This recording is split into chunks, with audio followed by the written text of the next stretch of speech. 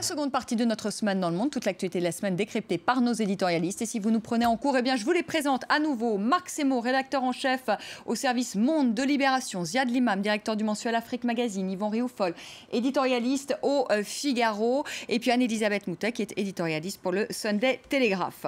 Le dossier du nucléaire iranien. Il ne reste plus que 3 jours pour parvenir à un accord peut-être historique entre les grandes puissances et Téhéran. La date butoir, c'est ce lundi. On écoute tout de suite le chef de la diplomatie française, Laurent Fabius. Je suis ici pour rechercher un bon accord qui soit utile à la sécurité et à la paix. La position de la France est connue, elle est sage, elle est d'ailleurs conforme à la position de la communauté internationale.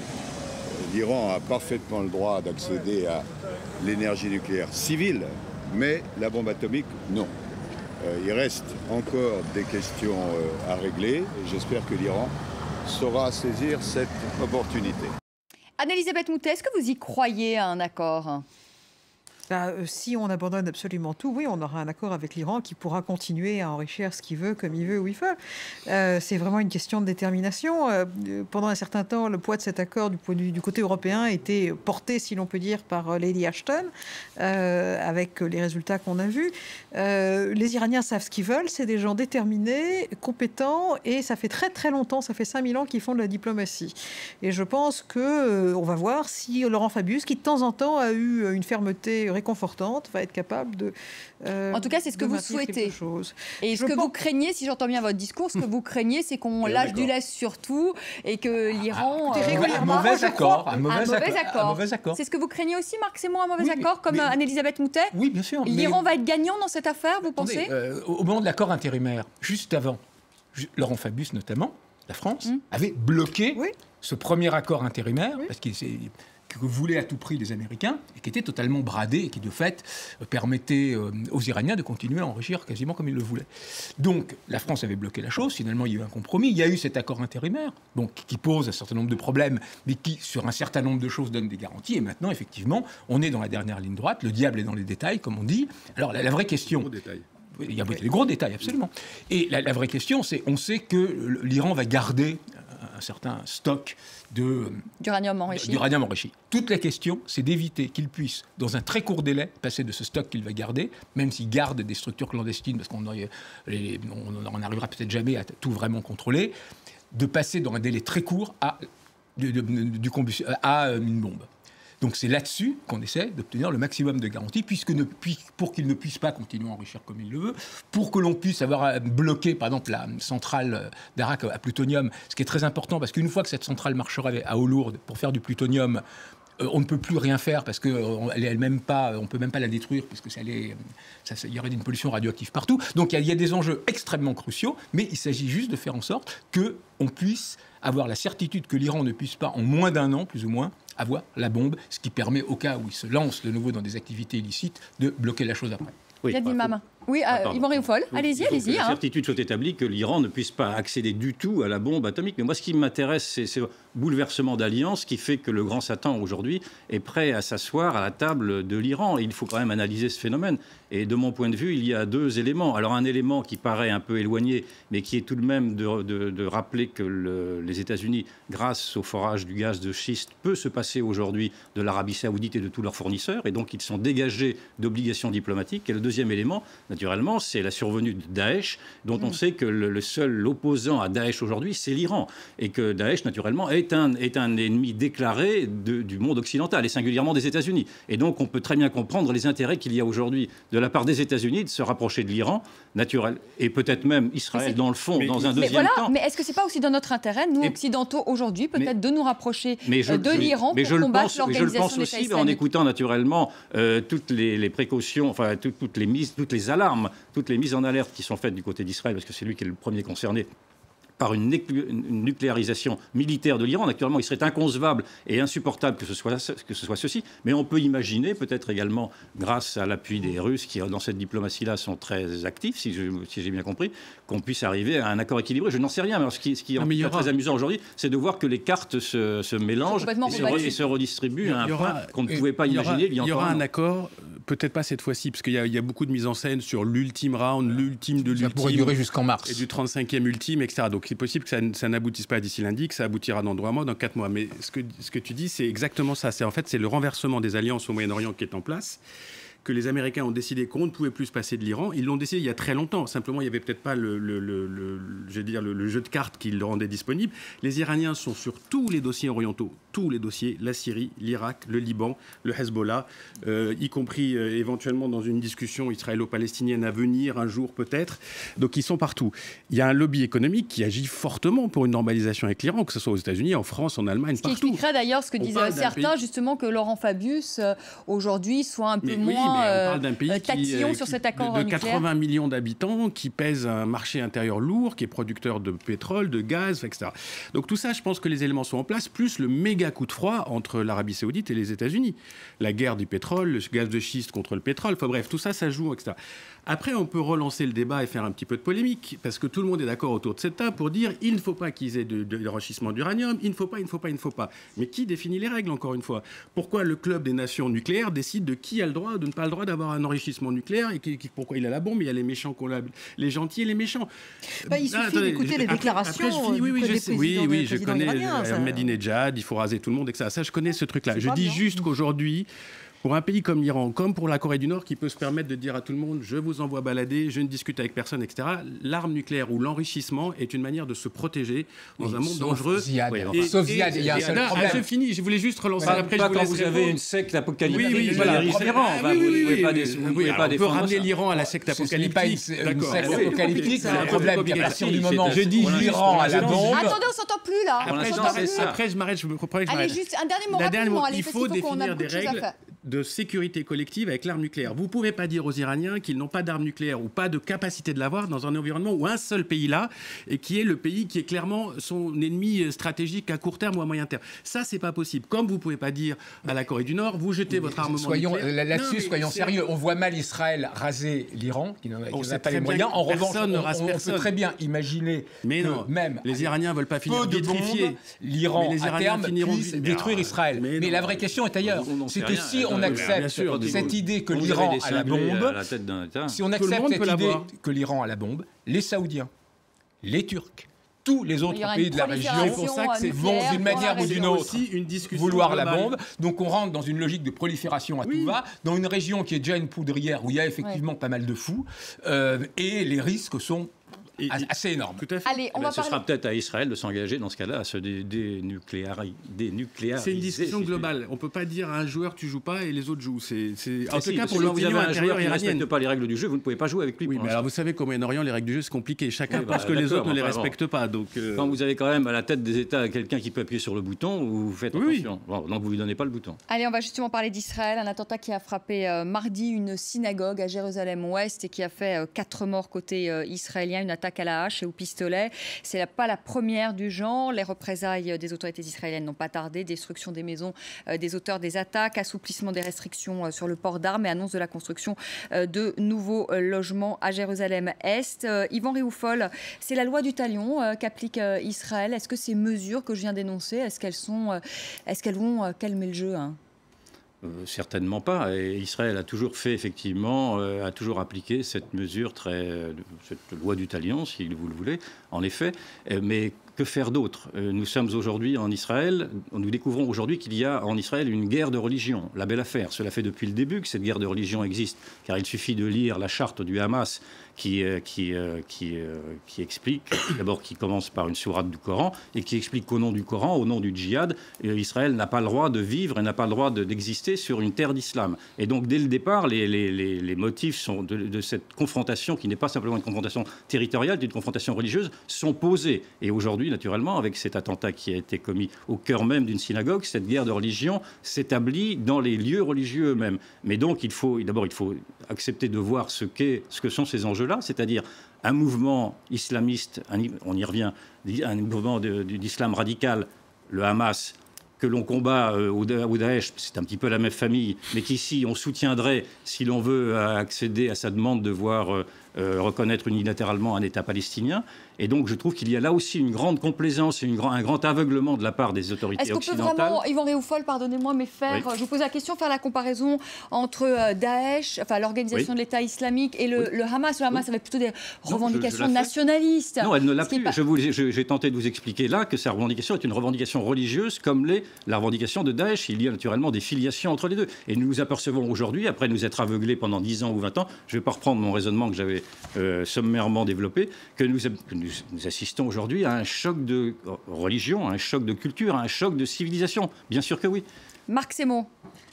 C'est un conflit qui prend aujourd'hui, pour rebondir sur ce que vient de dire Yvan Réaufol, qui prend aujourd'hui une dimension religieuse, avec une crispation, on le voit bien, des tensions aujourd'hui autour de l'esplanade des mosquées. Il y a évidemment une radicalisation. On le voit avec le Hamas. Il y a aussi des groupes, y compris le Daesh, qui commencent à s'installer dans les territoires. C'est une des grandes peurs, y compris passant par le Sinaï, à Gaza. Donc, cette radicalisation est une réalité. La question aujourd'hui, c'est comment on peut arrêter la machine infernale. Comment aujourd'hui, alors que l'on est dans une situation qui se dégrade de jour en jour avec un risque de troisième intifada, comment on peut relancer le processus de paix? On peut relancer comment, alors, Marc Sémon? C'est ça qui est compliqué. Alors, une partie, par exemple, il y a un certain nombre de pays, la Suède, qui a décidé unilatéralement de reconnaître, parmi les Européens, le premier pays des Européens à reconnaître l'État de Palestine. Le Parlement britannique a fait une motion. Oui, mais bon, une fois qu'on a reconnu... Les Français ça ne fera rien pour la paix, ça. Voilà, absolument. Oui. Voilà, justement. C'est symbolique. C'est une manière quand même de faire pression sur Israël, de rappeler à Israël le risque d'un isolement croissant. On oublie, par exemple, que quand il y a eu, à l'ONU, l'admission de l'État d'Israël, de l'État palestinien comme État non membre, il y a eu quand même 14 des 28 qui ont voté pour. Donc aujourd'hui, on peut aussi rappeler à Israël qu'il y a ce risque d'isolement croissant. Israël est aussi isolé par rapport aux États-Unis. Donc ce sont des pressions. Ensuite, la question est, quelle pression on peut faire de l'autre côté pour les obliger à se remettre à la table des négociations. Je suis d'accord avec vous, d'accord pour faire pression sur Israël, mais d'accord, il faudrait aussi faire des pressions de l'autre côté, absolument. De l'autre côté. Sur le Hamas, pour que le Hamas, accepte la possibilité d'une existence même d'Israël. Alors, moi, je suis d'accord. Et les seuls qui font pression sur le Hamas, c'est les Égyptiens. Je suis archi d'accord pour que le Hamas reconnaisse Israël, mais on ne reconnaît pas de manière unilatérale et on ne reconnaît pas sans faire la paix. Ça, c'est toute la discussion. En plus, il y a des Palestiniens qui ont reconnu... il y a des Palestiniens qui ont reconnu depuis Oslo et qui n'ont rien obtenu. Rien, nada, zéro, zilch, qui vivent dans une situation aujourd'hui qui est pire qu'avant Oslo, presque. On a parié sur le développement économique, Ramallah, etc. Mais la réalité, c'est quoi? La réalité, c'est colonial. C'est devenu religieux aussi parce qu'en Israël, c'est devenu religieux parce que vous avez un gouvernement d'extrême droite où il y a un certain nombre de leaders religieux, un certain nombre de leaders de la colonisation qui ont transformé le débat. Donc, c'est pas tout le temps la faute des méchants arabes et des méchants musulmans. Non, mais il y a un moment, il faut poser... Il y a un moment... Vous n'êtes pas honnête dans votre démonstration. C'est ce que je pense. Je n'accuse pas les Arabes et les musulmans, j'accuse le Hamas et son mouvement sectaire qui est de ne pas vouloir un État israélien sur son territoire. Je rappelle qu'il y a quand même eu une guerre assez sanglante au mois d'août où il y a eu un certain nombre de victimes aussi. Donc, je veux dire, les choses sont complexes. Oui, une dernière chose. Et ensuite, Anne-Elisabeth Boutet. Je voudrais juste une dernière phrase. Processus politique. Il n'y a aucun processus politique sur le dossier du Moyen-Orient. Tant qu'il n'y aura pas de processus politique, les frustrations augmentent toujours du même côté parce que c'est eux qui vivent derrière les murs et forcément... Alors, je vais être à la fois un tout petit peu d'accord avec Ziad en disant qu'il n'y a pas de processus politique et que c'est un vrai problème, mais le processus politique est extrêmement mal emmanché et je dirais que la plus grande faute, et ça je crois que pratiquement tout le monde sur le terrain, Hamas, on ne va pas en parler, va le reconnaître, et la faute c'est le gouvernement Obama. Le gouvernement Obama n'a donné l'impression d'être un gouvernement de confiance à absolument personne. C'est une espèce de réussite dans un certain sens. Les Israéliens n'ont confiance en rien, j'étais il n'y a pas très longtemps dans la région, et ce que disaient des observateurs israéliens assez mesurés, c'était qu'au moment du plan Baker, sous George Bush le premier, les Israéliens n'aimaient pas nécessairement ce que Baker leur a demandé de faire, mais au moins ils savaient qu'il ne leur avait jamais menti, qu'il était toujours là, et que c'était quelqu'un qui, quand il avait une parole, n'en avait qu'une seule. Obama a passé son temps à abandonner le processus, et ensuite Kerry vient, il dit des choses désagréables, et ça ne sert à rien, parce qu'on ne peut pas croire à n'importe lequel de ses engagements. Alors, pendant ce temps-là, il y a une autre chose que je voudrais rappeler, c'est qu'il y a une guerre extrêmement violente et pas du tout racontée chez nous. C'est ce que les Égyptiens, le gouvernement égyptien actuel et les forces égyptiennes font dans le Sinaï contre les terroristes du Sinaï qui les menacent et contre le Hamas. Il y a un glacis, une destruction des tunnels, des attaques de l'armée égyptienne qui rentre à Gaza. Et alors tout ça dans le silence généralisé. Que les Égyptiens font le blackout. Quand c'est pas les Israéliens, tout le monde s'en fiche. Alors il y a tout de même deux poids deux mesures dans la couverture de la région. Cela dit, c'est vrai que ce serait bien qu'il y ait des négociations de paix, mais je pense que les gens qui pourraient pousser d'une manière convaincante les partis à s'asseoir n'existent pas pour le moment, et que le gouvernement qui a réussi à se mettre à dos tout le monde, c'est le gouvernement américain. C'est assez choquant. Marc Semo. Non, je suis plus ou moins d'accord. Non, juste sur la question du Sinaï, qui effectivement est très importante, et qui aujourd'hui est devenue une des principales zones grises, et où justement l'État islamique est en train de commencer à s'implanter et vraisemblablement arrivera à Gaza et représente, avec tout ce que ça implique, la seule alternative aujourd'hui à Gaza au Hamas, risque d'être l'État islamique. Le problème, c'est que cette guerre est incouvrable, parce que les Égyptiens ne laissent pas passer les journalistes, parce que c'est extrêmement dangereux, parce que vous pouvez être enlevé et devenir otage, etc. Mais en même temps, c'est effectivement aujourd'hui un des principaux points de les Égyptiens font le sale boulot. Hein. Voilà. On parle de colonial, alors ce que font les Égyptiens à Gaza, et ce que les Égyptiens ont toujours fait à Gaza quand ils ont contrôlé Gaza, y compris depuis la fin des années 40, ils font ça salement et ils font ça silencieusement. Le rêve de la droite israélienne est que les Égyptiens reprennent Gaza. Ils l'ont offert, les Égyptiens au départ avaient refusé. C'est les Égyptiens qui n'en veulent pas, mais toute la droite israélienne... C'est quand même incroyable, chaque fois qu'on parle des Palestiniens, il faut toujours ressortir d'autres Arabes. Alors les Égyptiens, ils tapent sur les autres, mais parlons du problème entre Israéliens et Palestiniens. Moi, je veux bien que les autres Arabes ne soient pas des démocrates, que les autres Arabes tapent sur les types dans le Sinaï. Mais c'est vrai quand même, Ziad, qu'il y a un problème comme de solidarité entre les pays arabes, et qui explique peut-être aussi aujourd'hui les Arabes s'en foutent complètement des Palestiniens. C'est un problème qui les plombe depuis 50 ans, qui les empêche... Ils ont voulu être plombés. Oui, ils ont voulu être plombés, etc. Le problème, il n'est pas là. Le problème, c'est quelle est la perspective politique pour 3 millions de Palestiniens aujourd'hui, plus les exodes, plus ceux qui ne sont pas, etc. Quand ils ont en face d'eux un mur, je dis au sens propre et au sens figuré, qui ne donne rien. C'est-à-dire, la colonisation s'est accentuée. Posez-vous la question de savoir pourquoi. Parce que ce conflit est confisqué de part et d'autre, et là je vous rejoins, par des extrémistes. Abbas, il est extrémiste. Les types qui ont signé aussi. Non, mais il est faible. Évidemment que ce sont des extrémistes. De part et d'autre. Si Abbas est extrémiste, évidemment, la planète entière est extrémiste. Il est faible. Même Mahmoud Abbas, si vous voulez aller dans le détail, même le discours d'Abbas peut être également très ambigu. Je parlais des extrémistes en parlant du Hamas, mais je parlais également des extrémistes en parlant des juifs orthodoxes. Je crois que c'était dans votre journal, ou je ne sais plus, dans Le Monde, un type de Jérusalem-Est, il parle de Abbas, il dit le traître parmi les traîtres. Alors si lui c'est un extrémiste, alors qu'il est qualifié par ses propres citoyens de traître parmi les traîtres. Enfin, je veux dire, bienvenue au Moyen-Orient. Allez, voilà, c'est la fin. On n'aura pas fait le foot. Non, on n'a pas fait le foot. Voilà, on s'est laissé embarquer. Bah oui. Non, c'est que les peuples de part et d'autre veulent la paix. C'est surtout ça qui est très intéressant. Donc il ne faut pas non plus désespérer. Alors très rapidement, je me mets vraiment en 15 secondes, parce que sinon je vais me faire taper sur les doigts par Karim Yayaoui. Il me regarde avec un regard noir. Votre coup de cœur, votre coup de gueule, Anne-Elisabeth Moutet, ou si vous avez envie de nous emmener à une expo ou lire un livre, très rapidement, c'est vraiment 15 secondes. Un livre, et c'est Le Manet de Sophie Chauveau, qui est une biographie extraordinaire dans la lignée de ses autres biographies d'artistes. C'est formidable. Sophie Chauveau, Manet. Yvan Réaufol. Pour un coup de gueule, l'interdiction de la fessée et la suppression des notes et la suppression des rangs et la suppression des redoublements, qui sont les 3 mesures de cette semaine de la part d'un gouvernement qui se caricature dans une sorte de laxisme.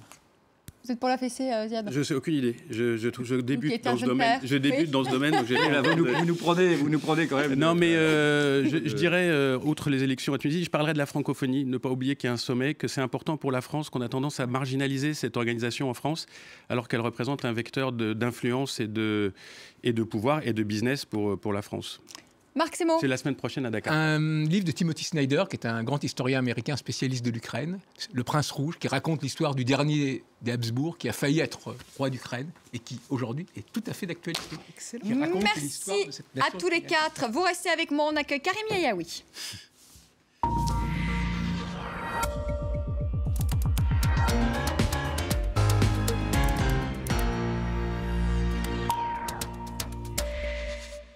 Bonsoir Karim, Bonsoir. Tout ce qui a fait le buzz ce vendredi sur les réseaux sociaux et on commence avec le Mexique où les manifestations se poursuivent pour rendre hommage aux 43 étudiants disparus à Iguala. La méga protesta, c'est comme ça qu'on l'appelle du côté d'Internet. C'est vrai qu'il n'y a pas énormément d'articles là-dessus, mais il y a beaucoup de réactions et d'images, notamment via Twitter. On s'est rassemblés sur le Zócalo, la place centrale de Mexico. Alors les hashtags qui étaient utilisés, c'était notamment Ya me cansé, il y en a marre, avec cette image d'une foule assez importante. Autre hashtag utilisé sur les réseaux sociaux, Ayotzinapa somos todos. Ayotzinapa, c'est le nom de cette école d'Iguala où étaient étudiants ces disparus. On voit aussi des images du président, ou en tout cas de l'effigie du président qui ont été brûlées, parce que désormais, et déjà depuis un moment, ce sont aussi des manifestations contre le pouvoir en place. On reproche à Enrique Peña Nieto de ne pas avoir réagi suffisamment, de ne pas avoir pris les mesures nécessaires. Alors évidemment, sur ces places, on s'est aussi rassemblés pour manifester contre ce gouvernement. Et d'ailleurs, les tweets ne laissent pas tellement de doute là-dessus. On s'en prend à l'impunité, on s'en prend à ce gouvernement, on s'en prend aussi à la corruption, comme dans ce tweet de Suzanne Cruz. Alors on a manifesté du côté de Mexico, mais pas seulement. Sur Vine, on pouvait trouver aussi des petites vidéos du côté de Guadalajara. On a même manifesté au-delà des frontières du Mexique. Ici, c'est au Texas où on demandait justice. Au-delà des frontières du Mexique, au-delà des frontières du Mexique, le Texas, c'est... C'est à côté, mais théoriquement, il y a quand même une frontière. Que faire des djihadistes français? Eh bien, la proposition de Nicolas Dupont-Aignan a choqué. Alors, cette proposition, c'était tout simplement de rouvrir Cayenne, le bagne fermé depuis 1938. Alors, ça a choqué notamment du côté de la Guyane, mais pas seulement. Le site du Lab relaie la réaction de Chantal Berthelot, députée de la 2e circonscription de Guyane. Alors, elle a publié un petit communiqué, elle a fait publier un petit communiqué très clair où elle demande des excuses pour ses propos insultants. Elle écrit « L'histoire de la Guyane et de son bagne ne peuvent en aucun cas permettre à M. Dupont-Aignan de stigmatiser notre région comme une colonie pénitentiaire ». Des nouvelles photos de François Hollande et Julie Gaillet. Alors, pose à nouveau la question de la sécurité. Je vous vois. Alors, ces photos, elles sont à la une de Voici. Voici qui présente ça comme les premières photos du côté de l'Élysée. Alors, comment on a pris ces photos? C'est un petit peu la question qui est posée par un certain nombre de sites d'information. Du côté de 20 minutes... Dites, personne ne sait quand ces photos ont été prises. Alors, d'après eux, ça serait... D'après le vendeur, ça serait pendant le courant du mois d'octobre. En tout cas, c'est vrai que c'est difficile de les dater. En tout cas, la sécurité de chef de l'État est à nouveau évoquée, comme lorsqu'il se baladait en scooter. Pendant ce temps-là, du côté des médias britanniques, on parle surtout de Valérie Trierweiler, qui continue la promo de son livre. Alors évidemment, pour certains politiques, ces photos, c'était un petit peu une diversion. Merci beaucoup, merci Karim Yayaoui pour cette chronique, un œil sur les médias, tout ce qui a fait le buzz. Il y a des jeunes femmes en haut à droite qui sont... Ah, c'est le mail. C'est le mail. C'est le Daily Mail. Des maillots de bain. On aurait pu montrer le Daily Telegraph, il y avait un article d'Anne-Elisabeth Moutet. Ah, mais ça, il n'est pas si récent que ça. Non, il n'est pas récent celui-là. Merci. Merci Karim. Non. Merci beaucoup. Merci encore à tous les quatre d'avoir participé à cette semaine dans le monde. Merci à vous de nous avoir suivis. Très belle soirée, très bon week-end. Je vous retrouve lundi à partir de 18h. Tout de suite, le journal sur France 24.